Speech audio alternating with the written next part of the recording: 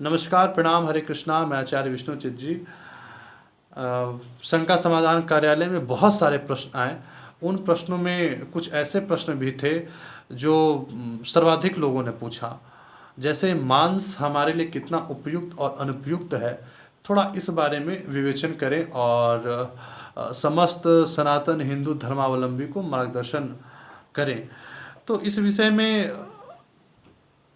अलग अलग देशों में भोजन के प्रति अलग अलग मान्यताएं हैं। राज्यों में भी, जैसे पंजाब में, बंगाल में अत्यधिक मात्रा में चावल सेवन होता है।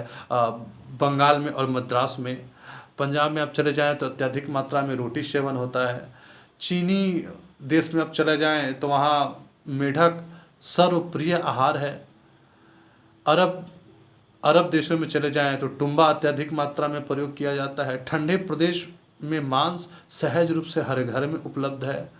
रूस में और मंगोलिया में, वहाँ के जो आदिवासी क्षेत्र हैं, वहाँ पर अत्यधिक मात्रा में घोड़ा खाया जाता है।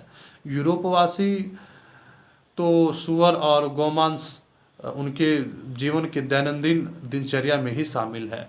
अर्थात हर एक देश में आहार को लेकर के अलग समझ है। लेकिन जो भारत के प्राचीन ऋषियों की जो अपनी दृष्टिगत भूमिका है वो बहुत भिन्न है। वो मनुष्य की जो सर्वश्रेष्ठ आयाम हो सकता है, जो मनुष्य का सर्वश्रेष्ठ जो शिखर हो सकता है, वहाँ पर पहुँचकर उन्होंने विचार किया कि अन्न से ही मन बनता है, अन्न से ही हमारी रुचियाँ बनती हैं, अन्न से ही मन के विभिन्न आयाम जुड़े हैं और उसी मन की रचना हम सब मनुष्य हैं। इसलिए अन्न का सीधा संबंध उन्होंने मन के साथ बताया और अन्नो ब्रह्मा कह करके अन्न को प्रसाद बनाने की परंपरा इस देश ने अपनाई। हर मठ में, मंदिर में, साधु संत के यहाँ अन्न को प्रसाद में रूपांतरित किया जाता है। भारत लंबे समय तक गुलाम रहा। सैकड़ों वर्षों की गुलामी के बाद इस देश में जब दूसरे शासक आए, तो जब कोई शासक दूसरे देश से आता है तो अपने साथ साथ वहाँ की रुचियाँ, प्रणालियाँ और मान्यताएं भी साथ लेकर आता है, जिसके फलस्वरूप जो हमारे यहाँ अन्न को प्रसाद बनाने की जो परंपरा थी, जो भोजन को प्रणाम करने की परंपरा थी, भोजन से कैसे सात्विक, राजसी और तामसिक प्रवृत्ति हमारे जीवन को प्रभावित करते हैं, ये जो हमारी गहरी समझ थी, वो समझ लुप्त हो गई। परिणाम, अब तो पता ही नहीं चल पाया कि हमारे देश में कब नेशनल फूड बन गया मैगी, चाउमीन, पिज्ज़ा, बर्गर, ये कब राष्ट्रीय भोजन बन गया और कब हमारी अपनी चीज़ें दूर हो गई, ये हम सब समझ ही ना पाए। तो एक बड़ी गहरी समझ थी। अध्याय 17 में भगवान साथ कहते हैं, आयु सत्य विद्या बल बुद्धि प्रीतिकर विवर्धना। अर्थात आयु के लिए, सत्य के लिए, विद्या के लिए, बुद्धि के लिए, बल के लिए शाकाहारी होना ही सर्वश्रेष्ठ साधन है। उसी के मार्ग पर चल करके सारी उपलब्धियां हासिल करी जा सकती हैं। जो आध्यात्मिक प्रक्रिया है, जो मनुष्य का जो सर्वश्रेष्ठ शिखर है कि मनुष्य कैसे देवता में रूपांतरित हो जाए, वो अन्न के साथ जोड़ करके बनाया गया। तो इस पर बहुत गहरी बातें बताई गई शास्त्रों में कि अन्न को प्रसाद मान करके उसे स्वीकार करना चाहिए। अब ये तो आध्यात्मिक बातें हो गई। अब आप प्रकृति प्रदत्त अगर चर्चा करें कि मांस हम खाते हैं कि नहीं खाते हैं, यह हमारा अपना व्यक्तिगत रुचि है, तो हाँ, ये ठीक है, आपकी अपनी निजी रुचि है और उसका स्वागत है। लेकिन मनुष्य स्वभावतः शाकाहारी ही है।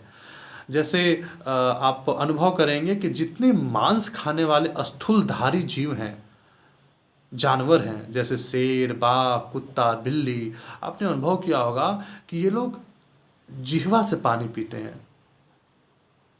ठीक उल्टे जितने शाकाहारी जानवर हैं वो होठों से पानी पीते हैं। एक और आपने विभिन्न अंतर महसूस किया होगा कि जितने मांसाहारी जानवर हैं वो सब के सब, ये उनके दांत एक नुकीले होते हैं जिससे वो मांस को नोचते हैं, जिससे वो मांस को चीरते हैं। जबकि शाकाहारी जानवर में ठीक इसकी उल्टी उनकी प्राकृतिक रचना होती है। उनके जो ये जो दांत हैं, ये दांत नोचने के लिए नहीं बल्कि चबाने के लिए होते हैं। ये बिल्कुल फ्लैट से होते हैं, जो सामान्यतः हम मनुष्य का है।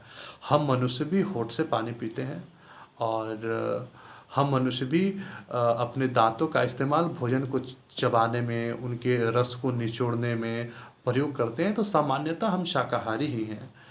तो स्वभावतः मनुष्य शाकाहारी ही है और शाकाहारी ही मनुष्यता का बीज है। बहुत सारे ऐसे शासक हुए, नेता हुए, अभिनेता हुए जो शाकाहारी भी रह करके इस समाज में एक अद्भुत सृजन किए। एपीजे अब्दुल कलाम शाकाहारी थे। एक बॉलीवुड के श्रेष्ठ अभिनेता कहा जाने वाले अमिताभ बच्चन शाकाहारी हैं। भारत के वर्तमान यशस्वी प्रधानमंत्री श्री नरेंद्र भाई मोदी जी शाकाहारी हैं। तो शाकाहारी भोजन एक समझ देता है, शाकाहारी भोजन एक दृष्टि देती है, शाकाहारी भोजन प्रासादिक भोजन एक दूरदर्शिता देती है। बाकी ये तो शास्त्र कहते हैं, बाकी आपकी निज इच्छा है, निज रुचि है, जैसा आपका मन कहता है, जैसी आपकी रुचियां हैं, जैसी आपकी प्रवृत्ति है, वैसा आप भोजन करें। तामसी भोजन से अत्यधिक मात्रा में हिंसा पैदा होगा, क्रोध पैदा होगा, मरने मारने पर आप व्याकुल हो जाएंगे। और राशि भोजन करेंगे तो बहुत अत्यधिक काम आएगा, बहुत क्रोध आएगा, वासना छीन हो जाएगी, उपासना से मुंह मोड़ लेंगे। और सात्विक भोजन करेंगे तो ईश्वर के निकट रहेंगे, भगवान के निकट रहेंगे, भक्त बनेंगे, श्रेष्ठ शासक बनेंगे, आपसे ही काव्य निकलेगा। और जिस पथ पर आप चलेंगे लोग आपका अनुसरण करते हुए आपके पद चिन्हों पर ही चलेंगे। भारत की संपूर्ण सांस्कृतिक जो संरचना है, आध्यात्मिक संरचना है, वो अन्न से ही प्रारंभ होती है। इसलिए अन्न जितना शाकाहारी हो, प्रासादिक हो, उतना ही श्रेष्ठ है, उतना आदरणीय है, उतना ही प्रार्थनीय है।